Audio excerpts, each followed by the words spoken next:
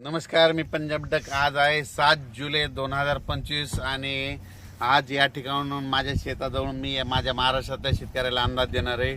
सर्वप्रथम आज 7 जुलै 2025 आज माझा वाढदिवस आहे आणि वाढदिवसानिमित्त माझ्या महाराष्ट्रातील, मराठवाड्यातील, विदर्भातील, पूर्व विदर्भातील, उत्तर महाराष्ट्रातील सर्व शेतकऱ्याला एक आनंदाची बातमी देणार आहे. राज्यात आज 7 जुलै आजपासून राज्यात दुपारनंतर म्हणजे रात्रीच्याला म्हणजे विदर्भात, पूर्व विदर्भात म्हणजे 6 जिल्ह्यात म्हणजे वर्धा, नागपूर, भंडारा, गोंदिया, चंद्रपूर, यवतमाळ, अकोला, अमरावती या भागात जोरदार पाऊस पडणार आहे. म्हणजे तो पाऊस 7, 8, 9, 10 तारखेपर्यंत जोरात पडणार आहे, म्हणून त्यांच्यासाठी आनंदाची बातमी. त्याच्यानंतर आपण पश्चिमी विदर्भाकडल्या शेतकऱ्याकडे आनंदाची बातमी घेऊ. पश्चिमी विदर्भामध्ये अकोला, अमरावती, यवतमाळ, वाशिम,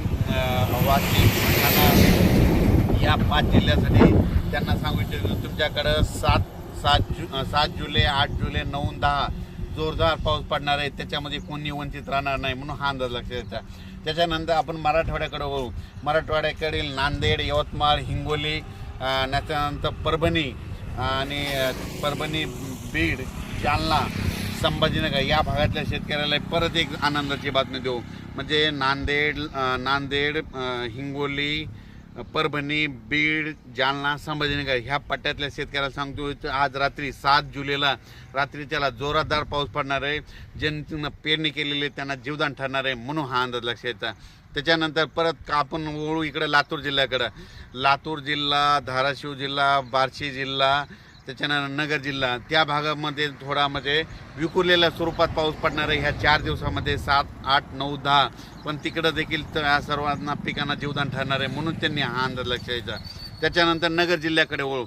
नगर जिल्ह्यात देखील आज देखील खूप ठिकाणी म्हणजे 7, 8, 9, 10, 11 जुलैपर्यंत तिकडं जोराचा पाऊस पडणार आहे, पिकाला जीवदान ठरणार आहे, म्हणून हा अंदाज लक्षात येतात.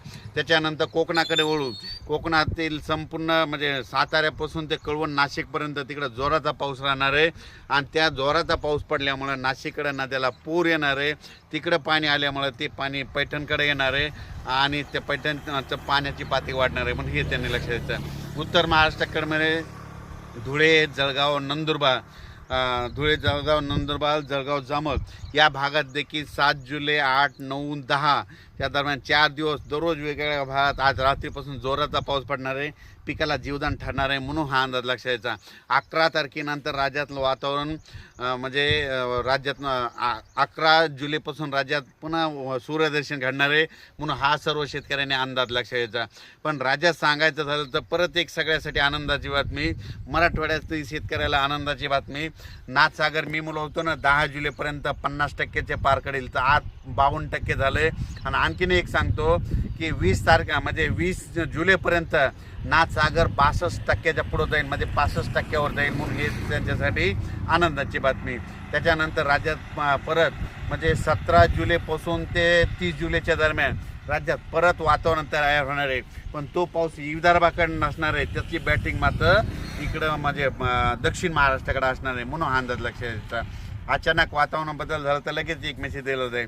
पण राज्यात मात्र आज 7 जुलैपासून दुपारनंतर म्हणजे रात्रीच्याला म्हणजे ठिकठिकाणी पूर्व विदर्भ, पश्चिम विदर्भ, मराठवाडा, त्याच्यानंतर उत्तर महाराष्ट्र, पश्चिम महाराष्ट्र ठिकठिकाणी पाऊस पडणार आहे, म्हणून हा अंदाज लक्षात द्यायचा. आणि पूर्व आणि पश्चिम विदर्भात तर सर्व दूर तिकडे पाऊस चालूच राहणार आहे. मराठवाड्यात देखील भाग बदलत सगळीकडे पाऊस पडतच राहणार आहे. काही ठिकाणी रिमझिम पडत पण सगळ्या पिकाला जीवदान ठरणार आहे, म्हणून हा अंदाज लक्षात द्यायचा. आणि अचानक वातावरणात बदल झाला तर लगेच एक उद्याच्याला मेसेज दिला जाईल. धन्यवाद.